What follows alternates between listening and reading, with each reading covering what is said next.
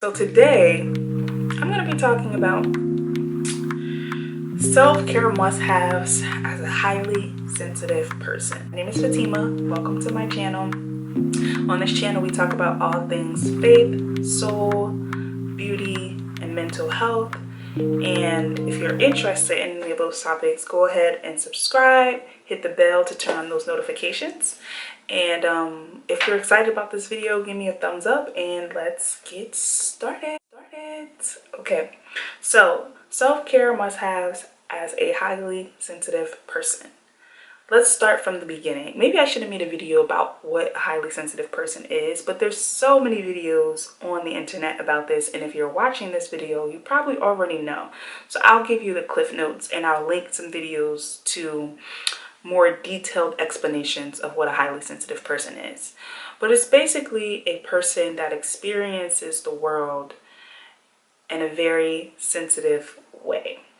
So if you've been following me for a while, you know that I've talked about being an introvert or being an a retired introvert, and how, I really had labeled myself as this introvert. That was my thing.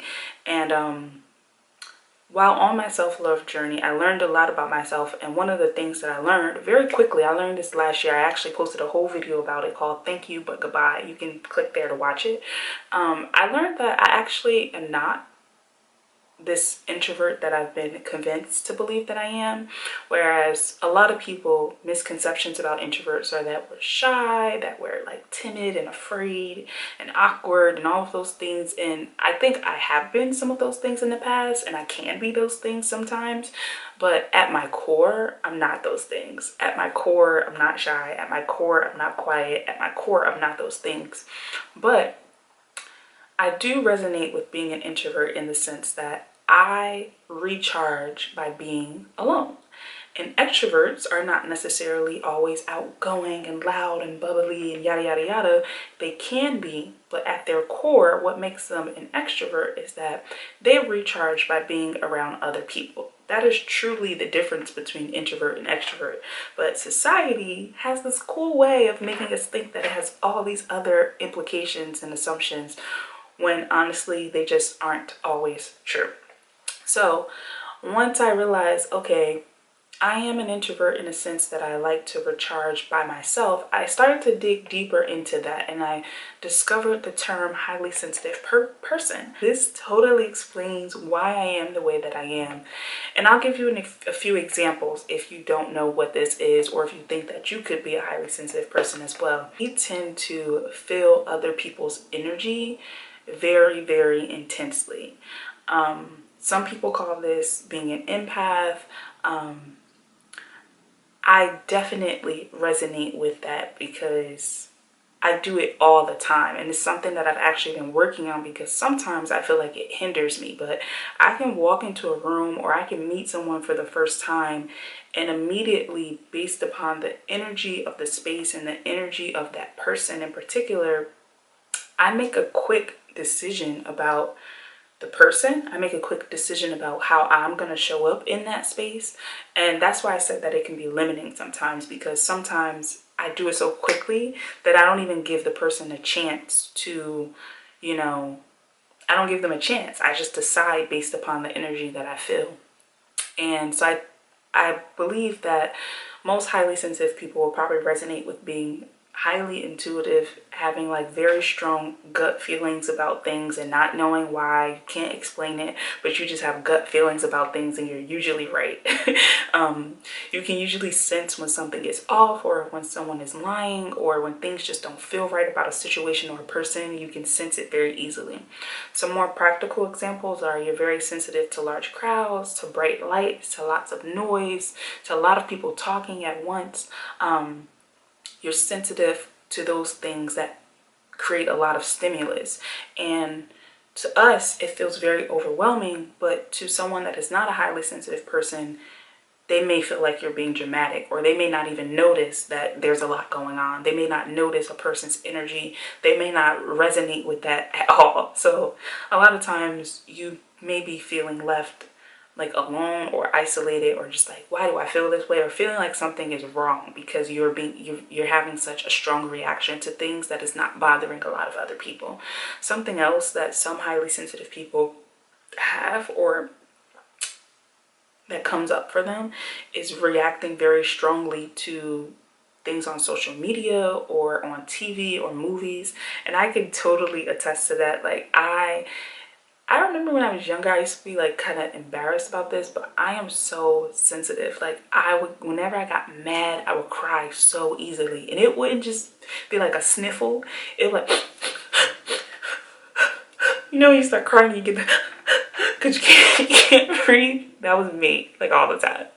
And now I just kind of like make fun of it. I embrace it. I know that it's a part of me. Like when I'm watching like movies with my niece, like Disney movies, like Coco gets me every time. Remember me. Like I break down. So if that resonates with you, if you're connecting with what I'm saying and you think that you may be a highly sensitive person, I'm going to share some essentials for my self-care practice as a highly sensitive person. Things that have truly helped me just stay calm and centered and not feeling overwhelmed constantly. Okay, so first is essential oils. As you guys know, I have my diffuser here. I'll link it below. I love this diffuser. It has different light colors, and I blend my essential oils myself. I make different recipes, and I like to turn this on when I come home from work or from wherever. I like to turn this on. I just love to have it running.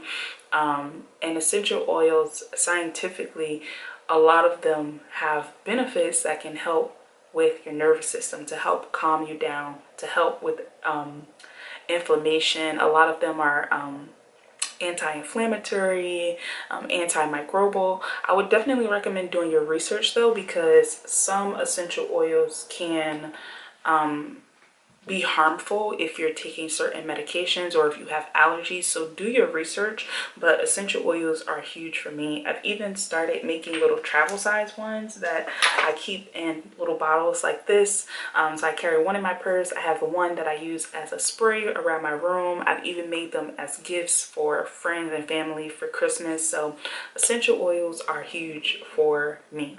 Huge for me. So that is my first tip, and the reason why I use essential oils is because, actually, I would say a lot of these tools is because they help me to get back grounded. Like when I connect with my senses, whether it be through sound, like listening to meditation music, or taking a walk, being outside in nature, inhaling essential oils, lighting a candle, those things get me back to feeling grounded and connected to myself again, so that I don't feel so overwhelmed. So the next tip is actually sage, incense, and different candles.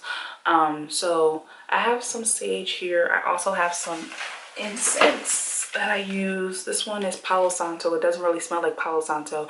I prefer the hand rolled incense from, you know, like if you go to a shop where someone actually makes them, versus the ones that are sold in the package, because these usually have a lot of chemicals. But and I also have a sage bundle, and these are different things that I use to just clear my space. So if I come into my room and the air feels stagnant, just cracking the window, lighting my incense, I feel like it just refreshes the space. I also have, I don't know where it is, I haven't seen it in a while, maybe it's in one of my bags, but I also have a sage spray, which is really great for like in my car, or if I'm out and about and I just feel like I'm overwhelmed with other people's energy and emotions and feelings, and I just need to get recentered. I will use my sage spray. And then also candles. This candle that I have here is mahogany whitewood, and it has pineapple, jasmine, and coastal driftwood. It smells delicious. It kind of smells like a man's cologne, but I like those scents. I don't know why. Those are always like my go-to scents. So I always have a candle burning, always have a candle in my room, because again, connecting to my senses is what really keeps me not feeling overwhelmed. Okay, number 3 must have is quiet time, or time to just like decompress. So something that I do often regardless of where I am. The easiest example to give will probably be at work, but whenever, like, I like to schedule my day where I can have blocks of quiet time to myself. So I typically wake up very early so that I can have quiet time to think and to have space to process my thoughts without any outside noise. So waking up early is a great tip if it's something that you notice you feel overwhelmed when you wake up and everyone's up and talking and loud and socializing and you're just like overwhelmed. Also, I come into work very early for the same reason. I like to have like an hour and a half just to myself, to eat my breakfast, to have a calm, quiet, zen morning, an easeful morning, because that helps me to be in the mindset of around 10 o'clock when everyone else is coming in. Now I'm ready to have conversations with people sometimes. Now I'm ready to have conversations. Now I'm ready to engage. Now I'm ready to go into meetings. But if I just walk into the office and I just got off a busy train, I just walked through crowds in Manhattan, and then I walk into a busy office and everyone's talking and we have meetings and things are due. It's like, it's too much stimulus and I feel overwhelmed. And I really like the feeling of just easing into my day, just easing into it. So I create time for myself to have those gaps of time where it's just me, just me and my thoughts, me and my feelings. Okay, very important. Tip number 4 is movement. Movement is huge. This can be in the form of dancing. It can be in the form of walking. I just think that it's very important that we move throughout the day. And if you can, get outside, get some sunshine, some vitamin D. It is huge for just regrounding and recentering yourself. So in whatever way you can, try to get that connection to moving your body and being outside if possible. Tip number 5 is clear boundaries. And this is a hard one. It's a hard one for me. It's a hard one for a lot of people. But clear boundaries is huge when it comes to self-care, especially as a highly sensitive person, because we're so sensitive to things, it's important that we set up boundaries that allow us to not feel so overwhelmed by everything that's happening around us.